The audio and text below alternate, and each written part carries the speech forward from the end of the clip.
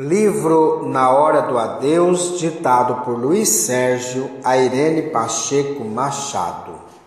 Capítulo 40. Intransigência familiar. Este livro tem por finalidade implorar aos encarnados que tenham piedade do corpo inerte que jaz nas capelas. Não é porque ele não pode se locomover que vamos desrespeitá-lo. Naquela estação do adeus, presenciávamos a dor e o desespero de mais uma família. Ela voltava das férias e numa curva, um buraco imprevisto provocou o acidente. Não importa ser o carro importado, fabricado para transitar pelos asfaltos bem cuidados das estradas do primeiro mundo, agora esses carros estão enfrentando estradas brasileiras mal conservadas, quase acabadas, e nelas muitos carros e seus ocupantes têm encontrado o fim. Os seus proprietários invigilantes correm adoidados e sempre são pegos de surpresa. A mulher Magali chorava desesperadamente. O marido, mesmo já desencarnado, permaneceu junto ao seu corpo físico. As crianças já estavam socorridas. A mulher olhava a capela e não entendia como havia morrido. Por quê? Quem iria cuidar do seu bebê? Não tinha mais sua mãe nem sua sogra, só uma cunhada de seus 20 anos que era criada pelo marido. Meu Deus, por que fez isso com a minha família? Timóteo, um dos encarregados da capela, dela aproximou-se e disse: Ninguém segura um carro a 160 por hora. Seu marido jogou fora a vida física dele, a sua e a dos filhos. Quero viver, não quero morrer. Irmã, ninguém morre. A irmã apenas mudou de plano. Quero meus filhos, porque eles estão deitados, estão dormindo? Não, só seus corpos estão inertes. Seus espíritos foram socorridos. Por favor, quero meus filhos. Aquela bela mulher, muito bem cuidada, ali estava vendo o espírito do marido, ainda debatendo-se junto ao físico, e ela não compreendia porque estava com dois corpos. E o que agora comandava não era mais o de carne, este estava mutilado. Os encarregados das capelas prestavam auxílio àquele casal, mas os encarnados que ali se encontravam falando tanto faziam tamanho barulho que o padre ali presente parou de orar e pediu silêncio. Timóteo aproveitou para falar através das cordas vocais do padre. Irmãos, os mortos precisam de silêncio. Quando chegamos a uma capela, temos de nos conscientizar de que ali está uma alma preparando-se para a partida. É a hora da verdade. Como não ajudá-la? Se desejamos conversar, não nos custa esperar algumas horas depois das despedidas, quando voltarmos às nossas lides diárias. Em uma capela, estamos diante da maior realidade da vida, a morte, e ninguém fugirá dela. Hoje são eles, amanhã seremos nós. Quem se propõe a se despedir de alguém quando parte, tem de conscientizar-se de que as capelas são lugares imantados de lágrimas e de dores.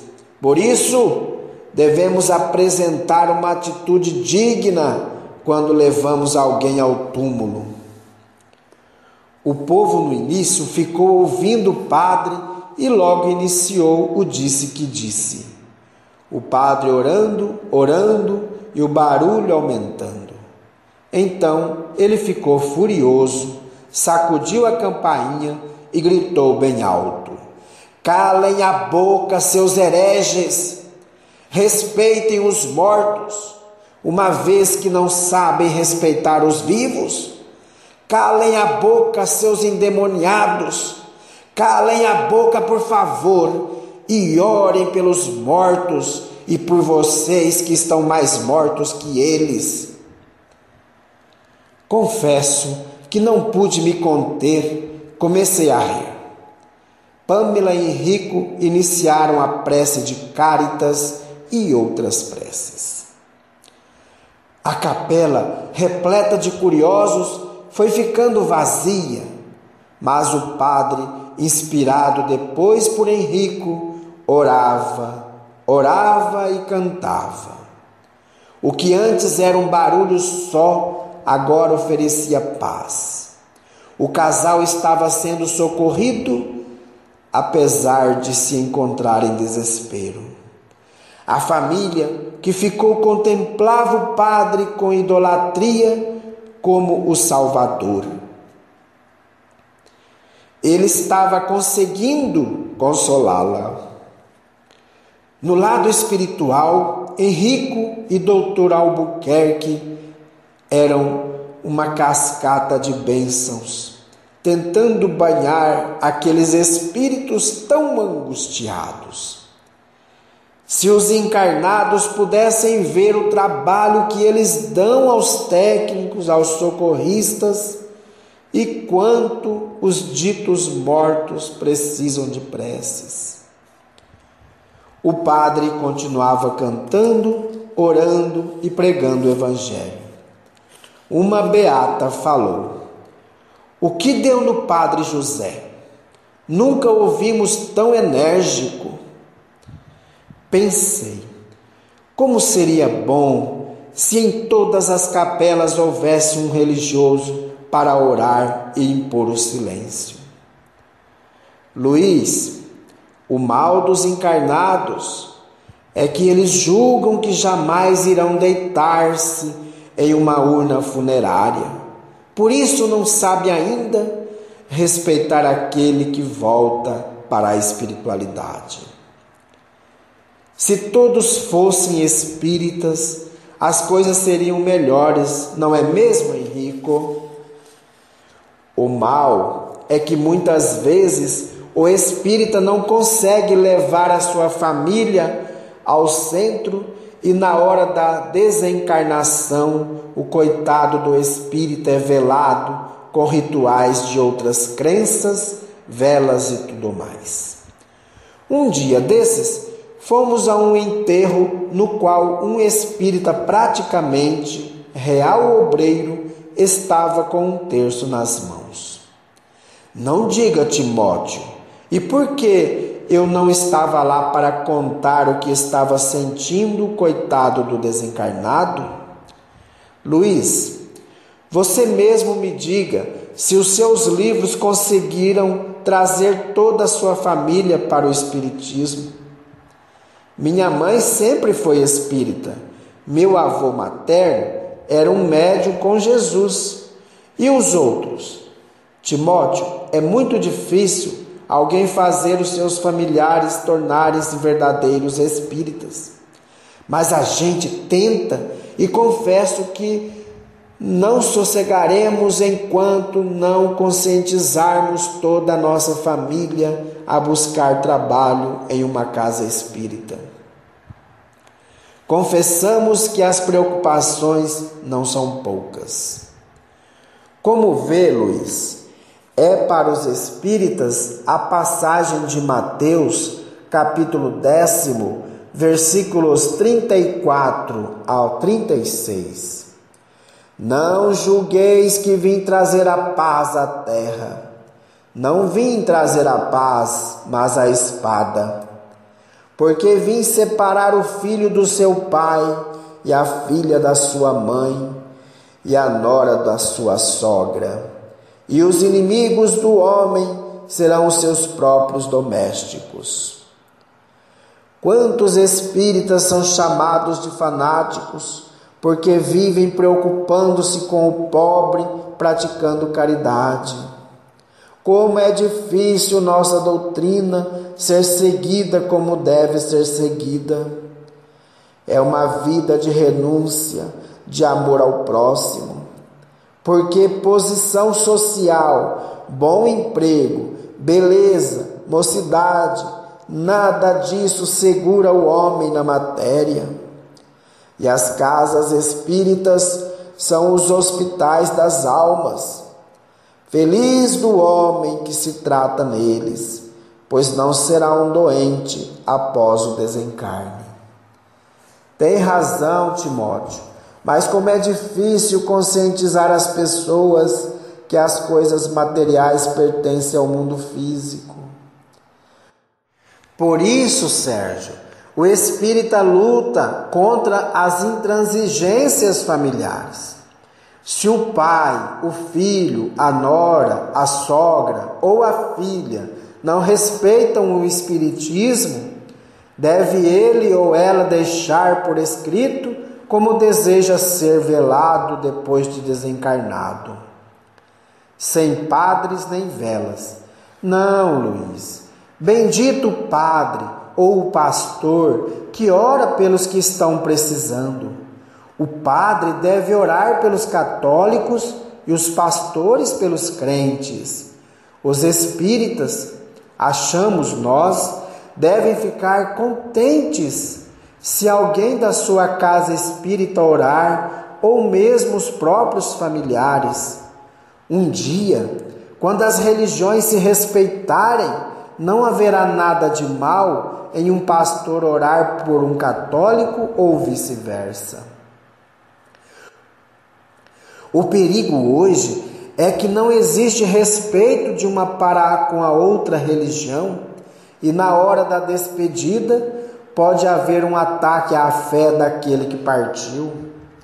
Agora, se o pastor, o padre ou o espírita forem seguidores reais de Jesus, farão uma prece e ninguém saberá qual religião é a deles, porque falarão a linguagem do verdadeiro seguidor do Cristo. Abri meu evangelho em Lucas capítulo 12, versículos 51 a 53. Julgais que vim trazer a paz à terra? Não, vos digo eu, mas separação. Porque de hoje em diante haverá numa casa 5 pessoas, divididas 3 contra 2 e 2 contra 3.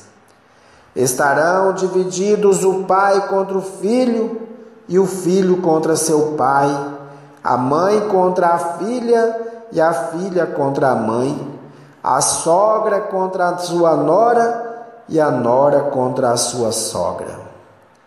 Que confusão, pensei. E o pior, que é a tão atual. Como hoje isso está acontecendo? Quantas mulheres são quase agredidas pelos maridos porque frequentam uma casa espírita? Interessante é que as que encontram dificuldades em casa são as que mais trabalham na casa espírita. Talvez por isso, porque servem a Deus mesmo. Esses dias fomos chamados para socorrer uma irmã. O marido, furioso, dizia que ela arranjara amante no centro espírita, sendo essa a causa dela viver no centro. Tentamos acalmá-lo, mas quando chegamos perto dele, a vibração do álcool era tanta que nos provocou tonteira. Coitada da irmã. Parecia um passarinho, ouvia os mais terríveis ataques à casa que amava. Mas, mesmo assim, no outro dia, lá estava ela, firme e valente, lutando pela causa que abraçara.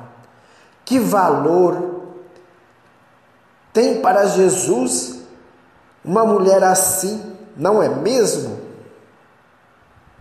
Assistindo à luta da irmã, recordamo-nos de Adelaide, outra espírita que todos os dias recebia críticas de sua mãe e de seu marido. Ela vivia na casa espírita com as 2 filhas. Enfim, cansada, pediu para afastar-se. O marido reclamava que ela não o acompanhava em seus compromissos sociais. Pois bem, não se passaram muitos anos e certo dia fomos chamados para socorrer uma alcoólatra. Ali encontramos a nossa querida irmã que cada dia mais buscava no álcool a solução para os seus problemas. Apaixonara-se pelo marido de uma de suas melhores amigas e a mãe e as irmãs agora queriam levá-la de volta à casa espírita.